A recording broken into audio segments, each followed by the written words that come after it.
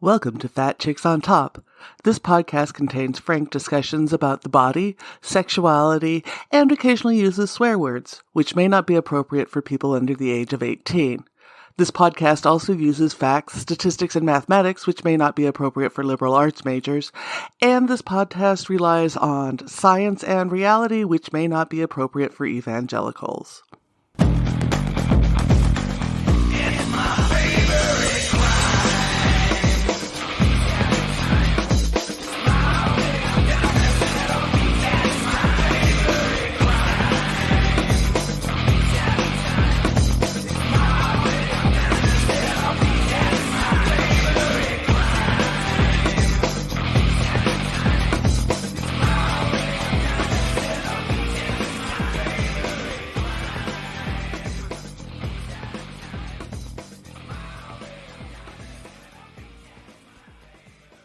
Welcome to Fat Chicks on Top. You're here today with your host, Auntie Vice. And today we have an erotic author and a podcaster who covers all things about sex on her podcast, Oh, Fuck Yeah. We have Ruan Willow. Welcome to the show. Hello. Thank you so much for having me. I'm so excited to be here. It's great to have you here. You are a prolific author. Have you been writing your entire life? I have. I was one of those kids that wrote when I was young. Like I would grab like a notebook, a paper notebook, and I would just write out a story. And then when I was in high school, I really just went crazy writing poetry. It was sort of an outlet for me, almost therapy at the time. And, all the teenage angst, and then I had bad things happen. So it was, it was actually quite therapeutic for me. And then as I did go to college, I did minor in writing, but I focused on other career things, but I still wrote on the side. And I've worked in multiple jobs, but in 2016, I decided I really wanted to try my hand at really focusing on writing. And so I started writing under my real name, because Ruan Willow is my pen name. And so I wrote there, and I started a website, which did well. And then I got a book contract for a YA romance novel with a small publisher, and they published that, and they gave me another contract. And then COVID hit, which really hurt them. So they pretty much stopped publishing anything, and they are just now getting back to publishing a little bit per year. So I'm still waiting for my second book to come with them. And then in about 2019, I decided I really enjoy writing romance, but I really like that spice. I really love that. Including sex in the romance story. To me, it's just more realistic. It's more real to life because people fuck in real life. So I wanted to include that. And so that's how I evolved into erotica, even though I still do write a little bit under my real name. But right now I'm really focusing on the erotica aspect of writing. So you have over a dozen books out of erotica alone. And, they kind of span the breadth of what's available in erotica, but you do have quite a bit of BDSM stuff. How did you start exploring that world and make it realistic? Because there's so much bad BDSM erotica. So and yours is pretty representative of what it's really like. So how did you start exploring that and making it real on the page? I really, really researched it. I mean, I've interviewed several DOMs. I've just really delved into what it's all about. I've studied it. I've read other authors who also write it, and it just sort of flows out of me. Not everything I write has it in there, but I definitely do have quite a few. You're right, that do touch on that world, and it's just very seductive and sexy and fun. And, it's just a way to explore sexuality. I feel like, a lot of romance books don't delve into that unless they are erotica. We've got the big movies that came out that introduced it to the world. I think it's just growing. I really think that kink is growing and people are exploring it more. When did you can you remember writing your first really erotic scene in a book or in a short story? I'm trying to remember which one I did first, but some of my early ones I remember just, I don't know, my brain kind of goes all over the place. Like one of my first ones that really sticks out in my brain was about a woman who hooks up with three men in a haunted house and they have sex in a haunted house. And it's a total hookup. Hmm. And I have not done such a thing, but it was really fun to explore that and develop that story. And that's one that people comment on a lot. It's just very hardcore and just very just Hmm. like, a trip to read. There's a lot of language too when you do erotica that people don't grow up being comfortable with, right? We're not Yes. taught lots of language around sexuality and body parts that make people go, "Oh yeah, that's a great word." How do you develop your Hmm. language around that? Yeah. And I when I first started writing erotica, I was trying to submit to publishers and I was finding it was very, very difficult to do exactly what they wanted and use the right exact words they want. And some of that was language. And, you can easily change language in a story, but, when you're telling a story and you have to follow their exact guidelines for language, and then you want it, and then maybe they don't take your story, and then you try to go submit it somewhere else. Well, it doesn't fit their guidelines either. So I found language language is you can get it to try and fit one publisher, but it may not fit another. And you're doing an awful lot of work. And that's a huge challenge because there's so many opinions out there in publishers about what kind of language to use and what's appropriate. And then there's people's opinions. Like a lot of people don't like the word cunt. A lot of people, Hmm. you know what I mean? Like that just instantly turns some people off. It doesn't bother me. I don't think there's any word it actually bothers me or like triggers me, or it's like, oh, I hate that. As far as sexual language goes, I can't Hmm. even think of one. But yeah, I didn't grow up that way. That wasn't language that was used in my home by any means.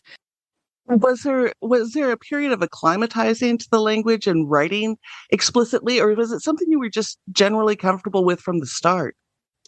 Well, I was one of those kids that, I mean, before I even knew what BDSM really was, when I was even a teenager, some of my fantasies involved that. And it was like, I Hmm. don't even know where it came from or why I had those fantasies. It just was sort of like there. And I don't know if it was just natural or I saw it somewhere. I couldn't even tell you where I saw those things, but it just never, I don't know. I guess it's always been in me. And Hmm. not that I've written about it until I really didn't start writing erotica until 2019. But the interesting thing is, this comes to mind as we're talking about this. It's actually, now that I've written so much erotica, it's harder for me to go back and write plain romance because I'm always like, oh, dang, it hurts not to put that sex scene in there. It's like, it's almost painful for me to not include that. And then, certain areas of romance, they don't want that. They don't want that at all, So it's a challenge to you go across the genres. Well, and there's so much with adult novel writers. I've interviewed quite a few authors who just write in the Mm, adult genre, but not the erotic genre. And they say it's the one thing they find really missing from the reality. Because if you go back to the 70s and before, adult novels had sex in them. right. I I have found out heard this. Yeah. I actually found out when I was interviewing Meg Elison, who does the Unnamed Midwife and the Road to Nowhere series, Mm, that in Jaws, there's a whole subplot where Brody has an affair with the captain's wife and they find out. And like, I had never read Jaws before I spoke there, but there's actually sex in Jaws, which is, wow. it was an international bestseller. And Yeah. sex has kind of disappeared from a lot of that. Sex is like we play with it. It's weird the way we approach it in this country. And you do the podcast, oh fuck yeah, Hmm. talking about sex.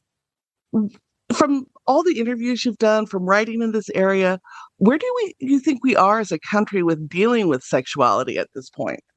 Oh, I think we're terrible. I mean, and you can see it reflected in the media. Like I'll give an example that really kind of hit me. The Top Gun movie, the new Top Gun movie came Mm-hmm. out.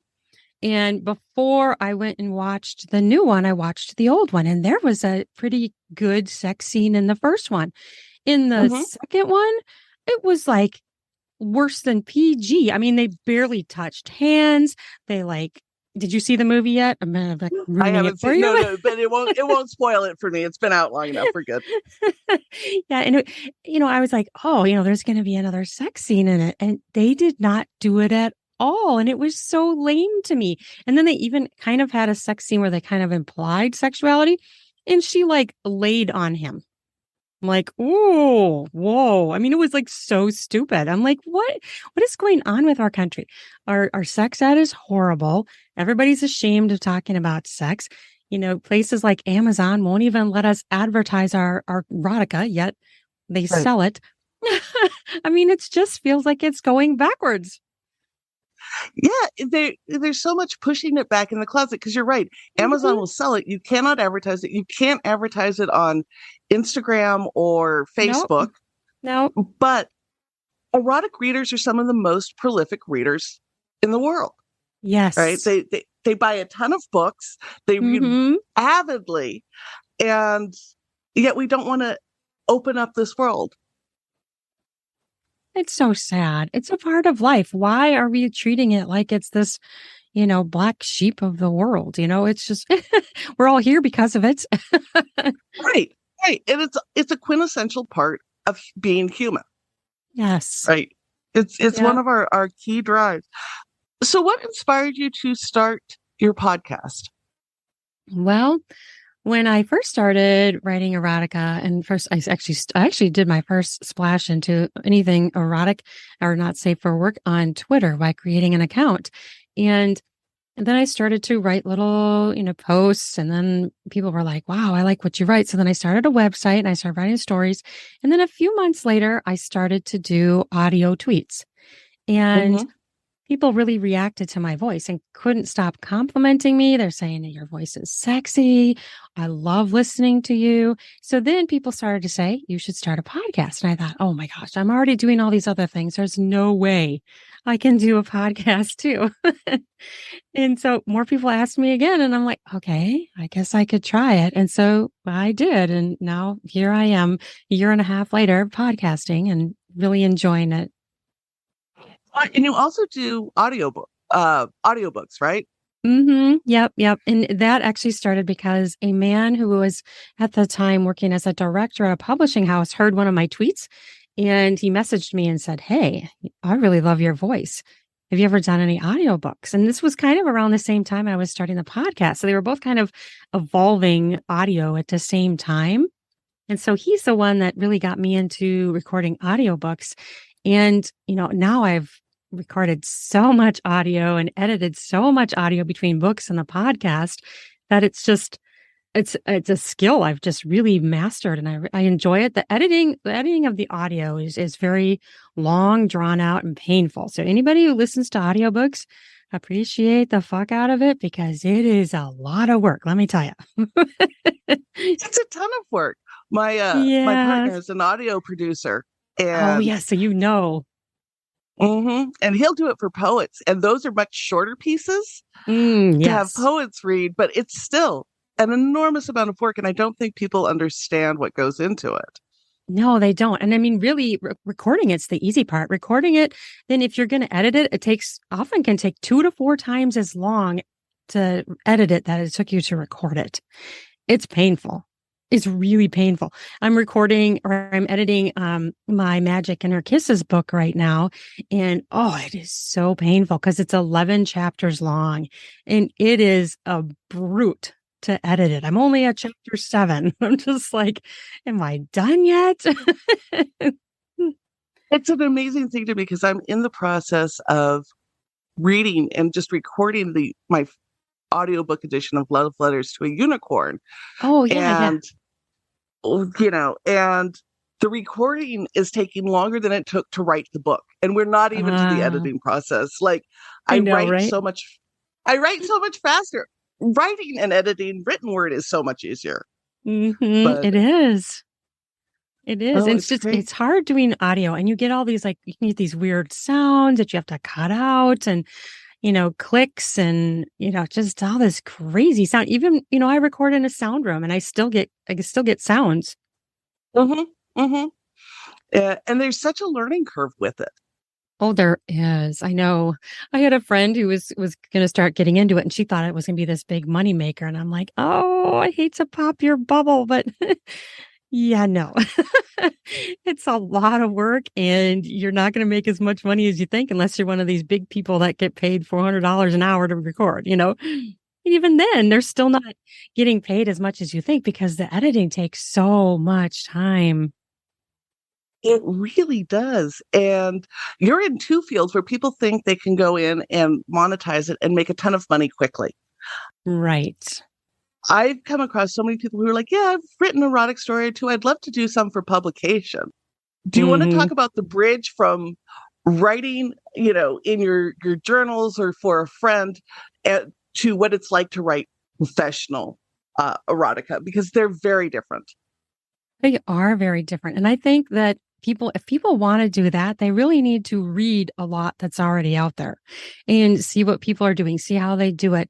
Because the way they think it might be is it may not be what anybody wants to read. You know, it's not as easy as it sounds, oh, you just write about sex. Like some people even look down on it like, oh, that's easy. Anybody can do that. It's not.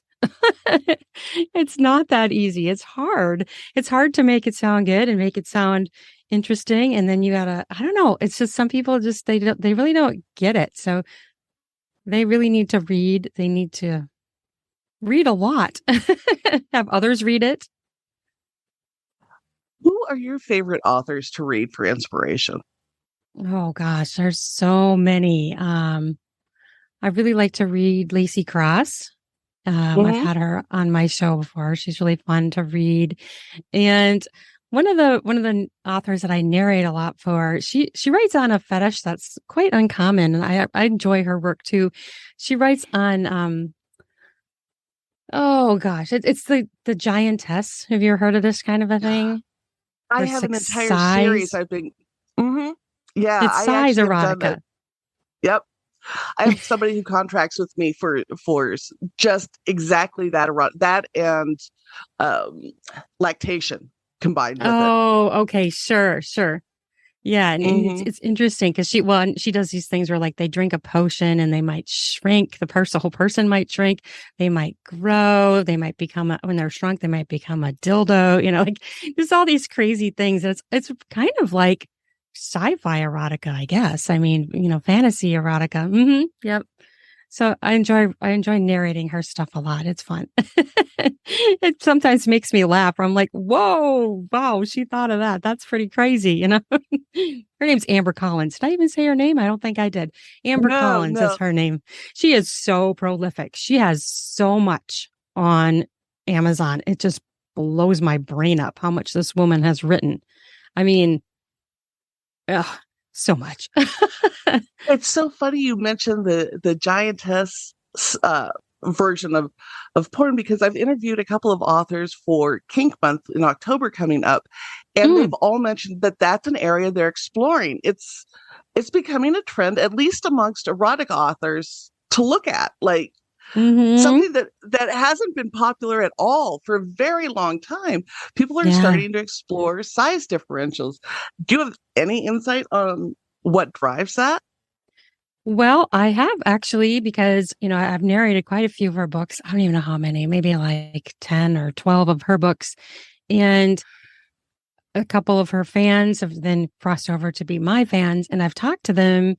And one man in particular really liked talking about being shrunken and controlled because he was, in his real life, he has a very big job. It's sort of like BDSM. He has a very what draws people to that. He has a very big job. He's making all these decisions. And so for his fantasy, it's like he would be shrunken down and controlled and, made to do different things sexually, but he's also getting off. But he is being the one controlled because he's shrunken by this big, sexy, gorgeous woman that he finds amazing. So that I found really interesting. It reminds me years ago. God, it has to be over 25 years ago. Or messages between Prince Charles and Camilla were leaked Mm. when he was still with Diana. And Oh, I yeah. remember one standing out about him wanting to be her tampon. And people Oh, went yeah. wild over that. But it's the only thing I can think of where it's been mentioned anywhere in mainstream press. Yeah. Oh, true. In fact, when I first book I got for her, first audiobook contract, I read the story and I was just laughing so hard because I'm like, oh my gosh, this is just crazy. Because the people were growing to like, the story was where they would take this potion and then they would grow or shrink. And so like the woman might grow to be like, 50 feet and the man would shrink down to, be her dildo.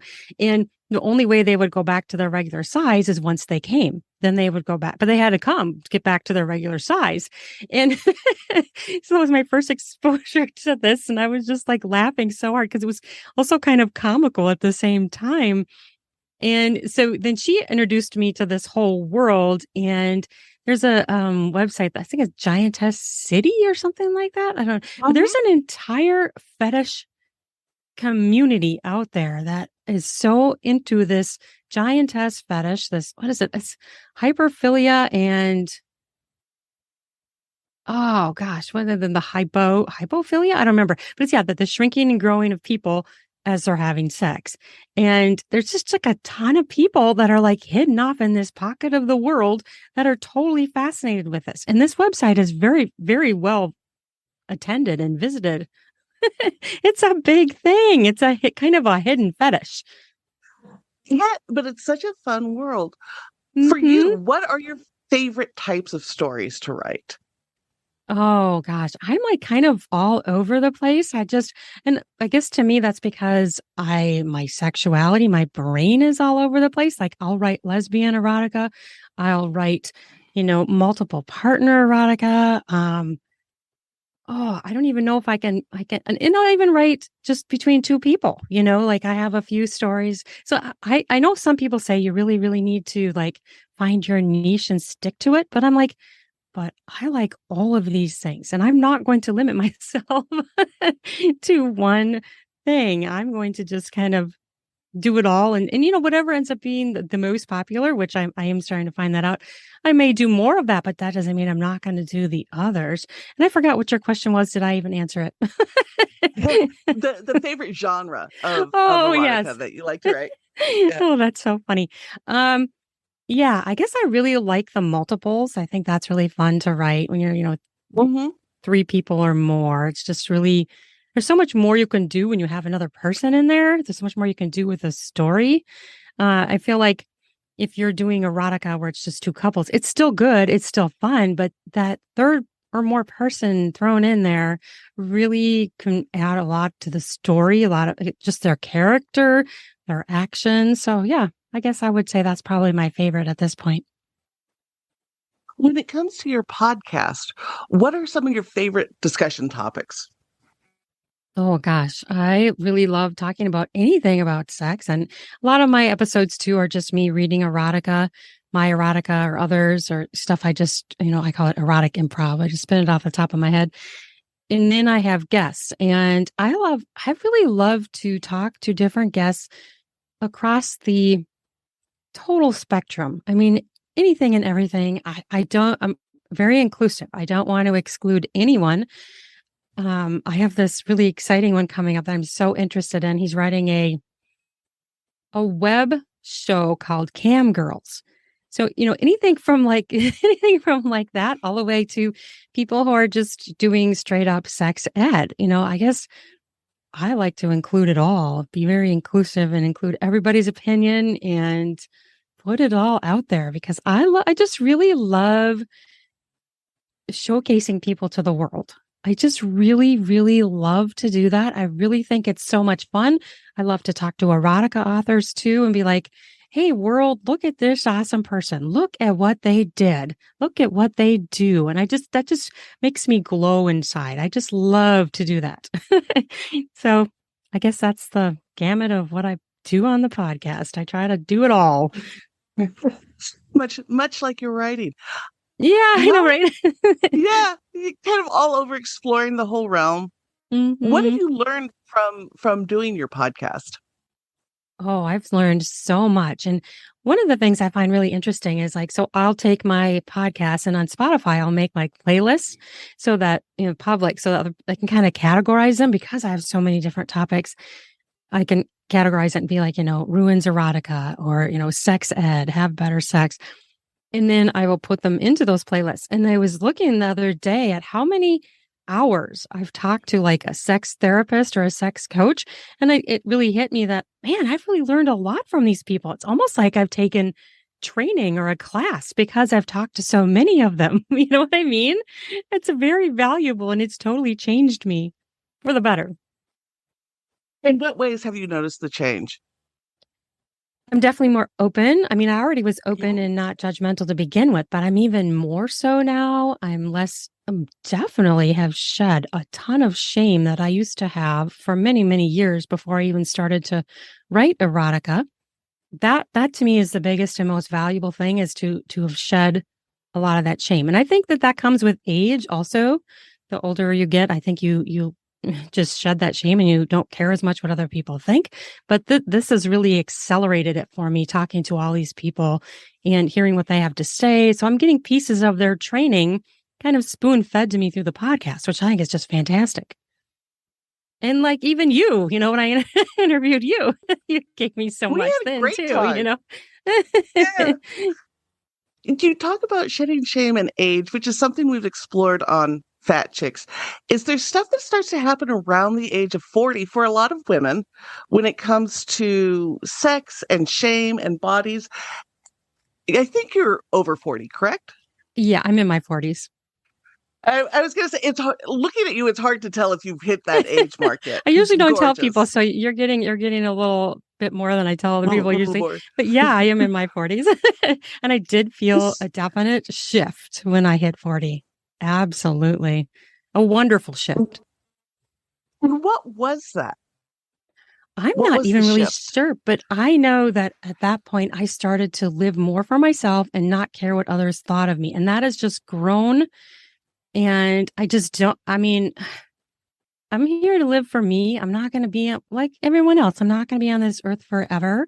And I want Mhm. to live my life the way I want to live it. And I just don't care what other people think. You know what? They may have a different opinion than me. They may shame me, but it doesn't really matter to me. And that is what I feel is very, very liberating and empowering. It's incredibly liberating and empowering. And you bring up not caring what other people think. Does your family know what you write and what you podcast about? And if so, what's their response? I've told my sister, but she doesn't really understand what I'm doing, and I haven't really elaborated much on it. Mhm. And I haven't really told other members of my family, although I have told them that I'm doing a lot of things under a pen name and they haven't really pried. So, and I've told a few friends, and the response so far has been pretty good. I've had a few negative things, though, a few judgmental people, but for the most part, it's been okay as far as telling friends, and maybe someday I'll tell my family. I don't know. That's another reason Mhm. why I keep myself anonymous because I do have a couple of books out under my real name, and I have my website, and those are very, very squeaky clean platforms and books. So I don't Mhm. want to impact that because people are so judgmental about erotica and sex, as we said earlier. I don't want it to tarnish it. I don't want it to turn companies off to working with me or buying my other books. So I keep them separate, which kind of is a bummer to me because I would rather show people the whole me. So I feel like I feel kind of restricted by our society and our culture that I can't be the full me. Yeah, I totally understand that. It's very hard when you have to keep a significant part of who you are under wraps. Hmm. Yeah. One thing I've noticed working in this field in this genre is that I think other people spend a lot more time thinking about sex and other people's sex than I do. Like when I'm thinking about other Mm-hmm. people's sex, it's when I'm writing, but I don't look at Yeah. like friends and stuff and worry about their sex life. But I find No. other people think about my sex life. Is that do you Right. experience the same thing? Yeah.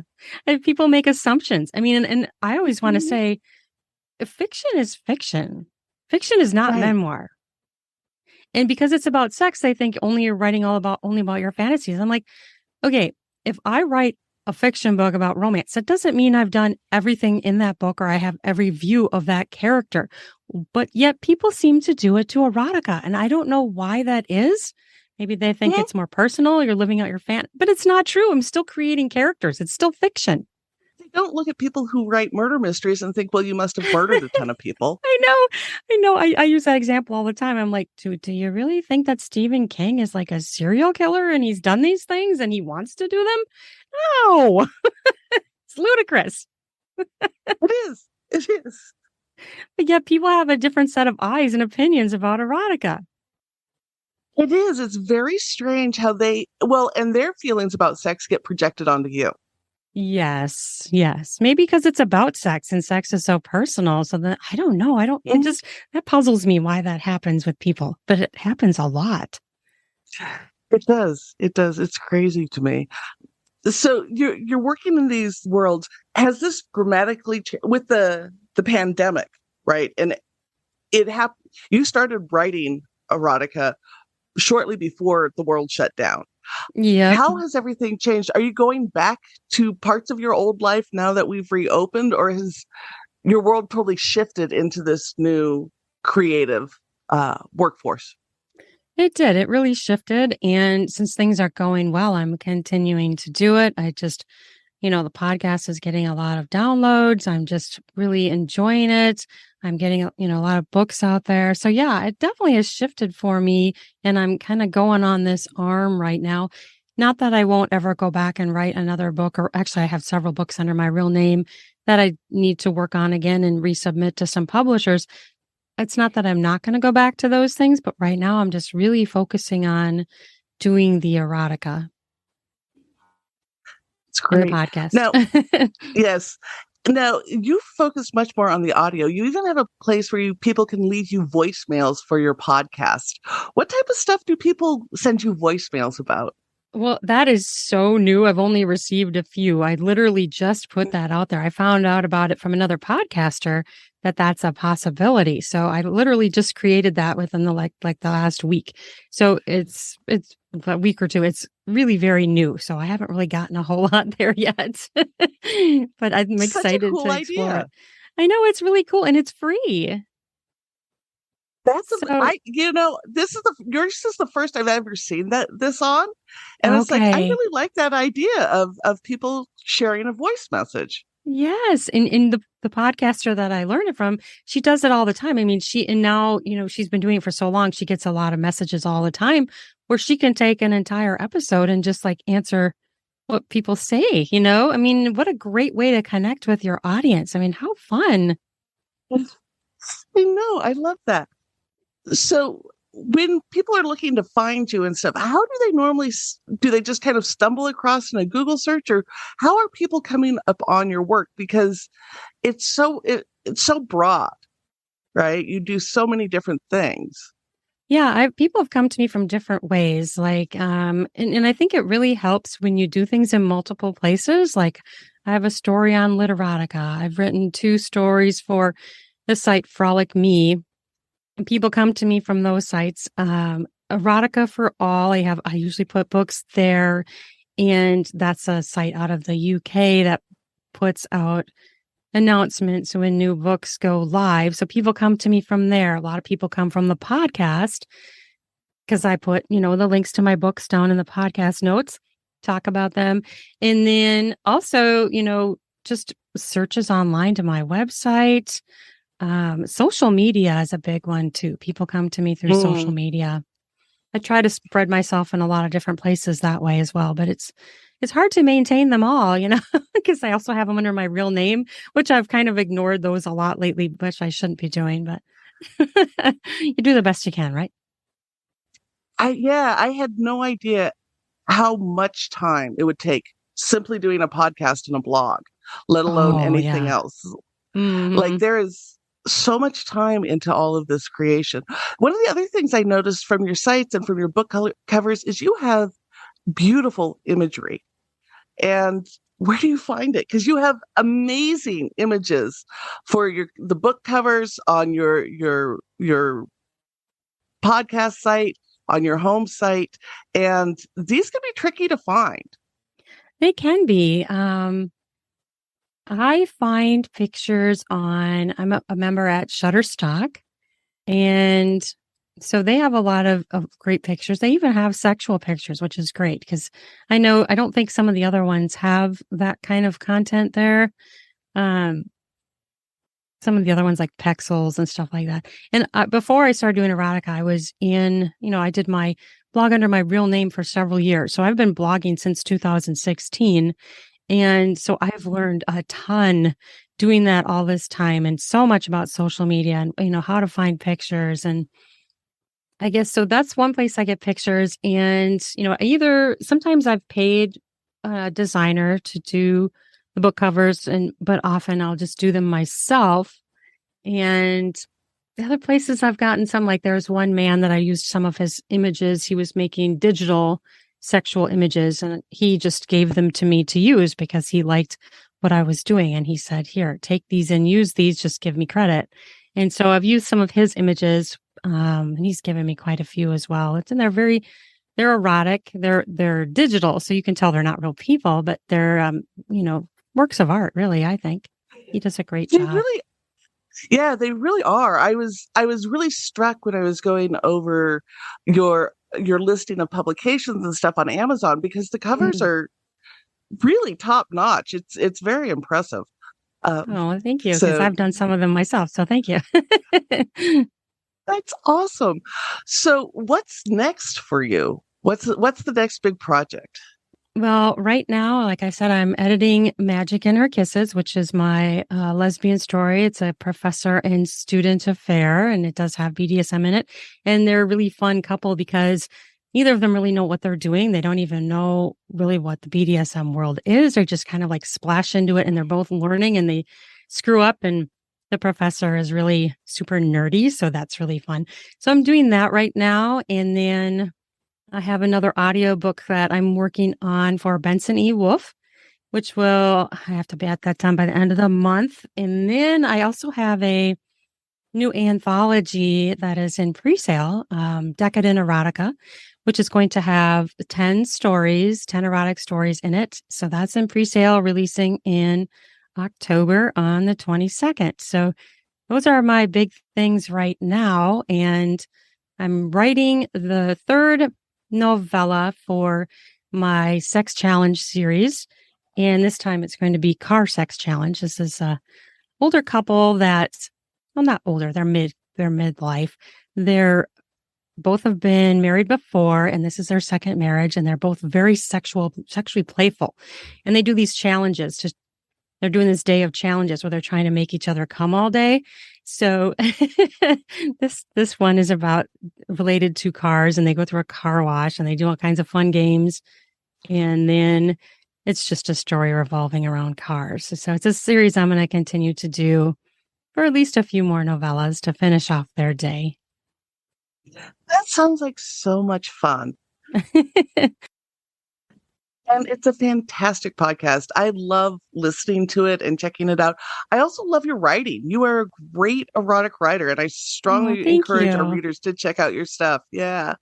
If our readers want to find you and find all the things, plug away. Well, I have most of the books are all on Amazon. I also have some on Barnes and Noble and Apple and Kobo. There's a few that don't want me because, of course, I'm erotica, so they won't include me. But so yeah, my books are there and my audiobooks. And I'm on Twitter, Instagram, Tumblr, Share Some, TikTok, Pinterest, Facebook. Let's see, where else am I? Feel like I'm all over the place. Oh gosh, it's so fun. I love to post things and interact with people. So I hope people find me on social media and comment, leave me a note. I love to interact. And we'll have all of your social links and website links up in the show notes for people to find you, along with the podcast and all your book links up. Thank you so much for being on the show. It was wonderful to chat. Well, thank you so much for having me. This was really fun. I appreciate it.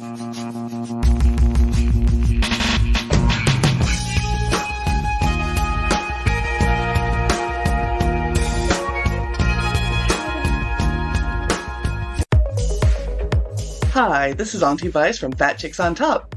October is just around the corner, and that's International Kink Month. In preparation for that, I'm offering some special discounts.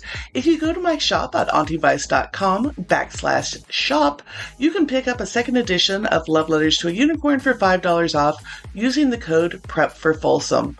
If you are interested in kink coaching, by me personally, you can try a free session. You can book a session for coaching and use the code MyFirstTime, and that'll get you a free 50-minute consult.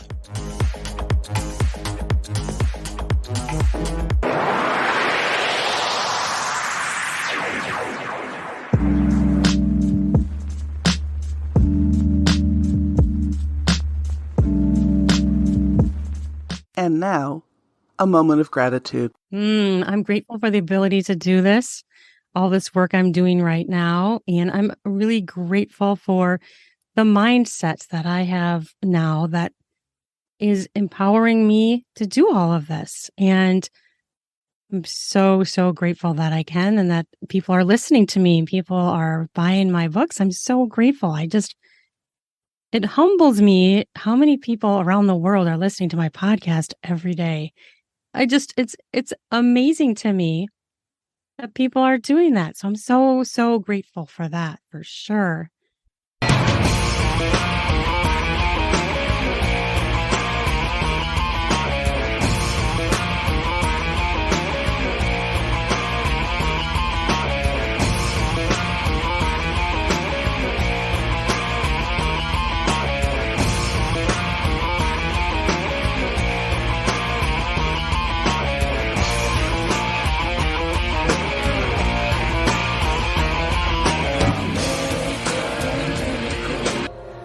Texas of the world. Thank you for listening to this episode of Fat Chicks on Top. Please like, subscribe, and review our podcast on whatever platform you listen to it on. If we like your review, we may even read it online. This has been an Auntie Vice production. Producer and host, Rebecca Blanton. Audio production by Sharon Smith. Music by David Manga, and more music by Sharon Smith. For more information about Fat Chicks on Top, please visit our website for all things Fat Chicks at fatchicksontop.com.